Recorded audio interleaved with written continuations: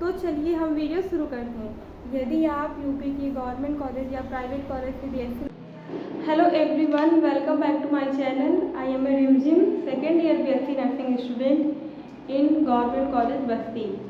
तो आज इस वीडियो में हम यह बात करेंगे कि बीएससी नर्सिंग में स्कॉलरशिप मिलती है या नहीं मिलती है, और मिलती है तो कितनी मिलती है, कब मिलती है, फॉर्म कब फिल किया जाता है, किसको नहीं मिलती है, और गवर्नमेंट में ही मिलती है कि प्राइवेट में ही मिलती है, बातों पे हम चर्चा करेंगे। तो चलिए हम वीडियो शुरू करते हैं। यदि आप यूपी की गवर्नमेंट कॉलेज या प्राइवेट कॉलेज से बीएससी नर्सिंग कर रहे हैं तो स्टार्टिंग में आपको 40,000 फीस सबमिट करनी पड़ती है।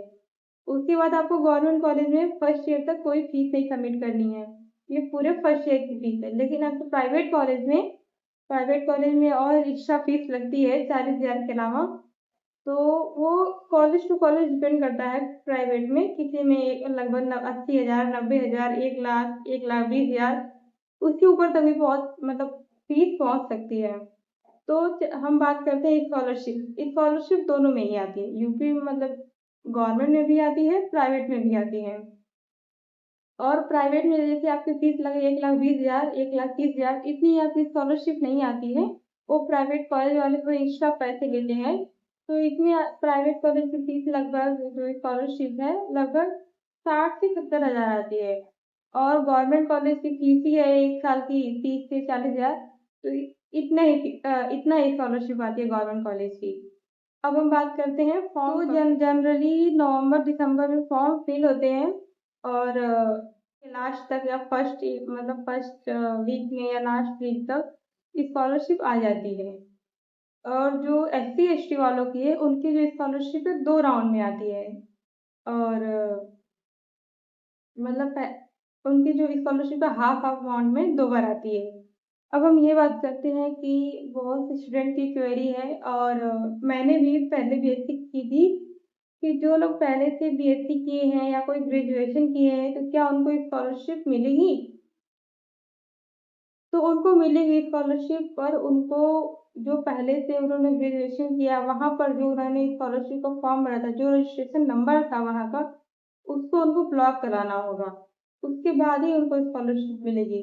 क्योंकि मैं भी बीएससी की थी, केवल फर्स्ट ईयर की थी, कंप्लीट नहीं था मेरा।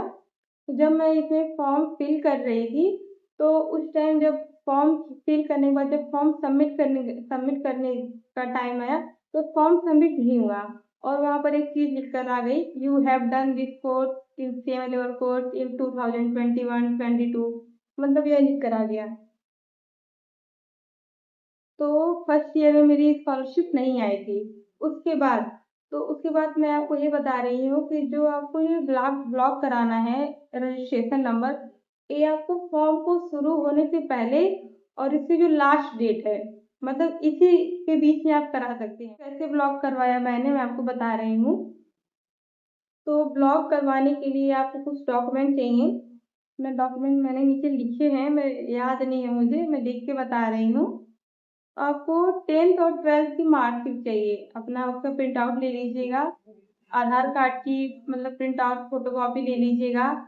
अपनी जाति अगर आपका जाति प्रमाण पत्र है तो वो ले लीजिएगा। और आय प्रमाण पत्र, वो आय प्रमाण पत्र आपके पेरेंट्स का, पिताजी का या माताजी का, किसी का भी ले लीजिएगा। उसके बाद अगर आपने बीएससी की है, आपकी बीएससी कंप्लीट है, तो आपके फाइनल मार्कशीट मिली होगी, तो आप वो फाइनल मार्कशीट उसका प्रिंट आउट ले लीजिएगा। नहीं, अगर आपने नहीं कंप्लीट किया है तो आपने मान लीजिए फर्स्ट ईयर किया है तो फर्स्ट ईयर में 2 मार्कशीट होगी, फर्स्ट सेमेस्टर, सेकेंड सेमेस्टर। तो आप इन दोनों का प्रिंट आउट ले सकते हैं अगर आपने कंप्लीट नहीं किया है।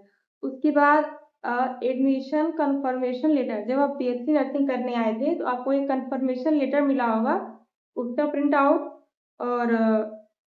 और जब आप फॉर्म फिल कर रहे हैं तो जब ये लिख किया जा रहा है कि you have done this same level course in 2021-22, उसका प्रिंट आउट।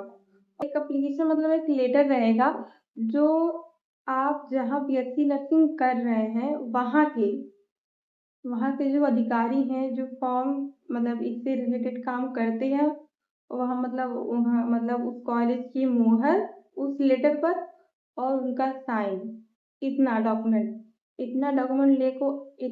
लेकर आपको आप जहाँ बीएससी नर्सिंग कर रहे हैं, जैसे मैं बस्ती में कर रही हूँ, मैंने बस्ती में जहाँ हमारे कॉलेज में जो अधिकारी इससे रिलेटेड काम करते हैं, मैंने लेटर लिखा और उन्होंने या तो आप खुद लेटर लिख कर साइन करवा लीजिए या वो खुद लेटर प्रिंट करके देंगे, ये भी हो सकता है। या तो प्रिंट करके दें या तो आप खुद लिख कर उनसे साइन करवा लीजिए। तो साइन और मोहर लिया मैंने, फिर ये सब डॉक्यूमेंट लेके मैं बस्ती के समाज कल्याण गई और वहाँ पे मेरा एक एफिडेविट बना था, उसके 100 रुपये लगे थे। एक एफिडेविट बना मेरा, उसके बाद मैंने मतलब वहाँ कैटेगरी वाइज है, ओबीसी का अलग है, एससी का अलग है, जनरल का अलग है। तो मैंने अपने कैटेगरी में जाके अपना सारा डॉक्यूमेंट और सबमिट कर दिया और जनरली यह प्रोसेस ब्लॉक करने का या वो लोग कह रहे थे हमारा बाईपास करेंगे, मुझे नहीं पता क्या हुआ बाईपास मतलब, पर 24 आवर तक ये हो जाता है और मेरा 2 to 3 डेज में मेरा ब्लॉक हो गया। उसके बाद जब मैं फॉर्म सबमिट की तो मेरा फॉर्म सबमिट हो गया। और कुछ लोग बोलते हैं कि ऐसा नहीं होता है कि ब्लॉक नहीं होता है या कुछ नहीं होता, पर ऐसा कुछ नहीं है। मैंने खुद ब्लॉक करवाया है और आप लोग भी ब्लॉक करवा सकते हैं।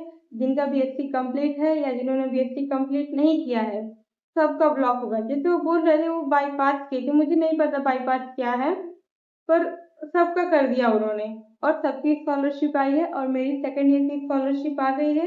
जनरली सेकेंड ईयर में स्कॉलरशिप का रिफंडेबल अमाउंट 40,000 42,000 तक है, पर हमारे कॉलेज में सबकी स्कॉलरशिप मतलब वेरी की है, मतलब 40,000 से कम आई है, 36,000 32,000 34,000 स्कॉलरशिप आई है और मेरी भी स्कॉलरशिप आ गई है और हमारी सेकेंड ईयर की फीस है जमा हुई थी 26,000।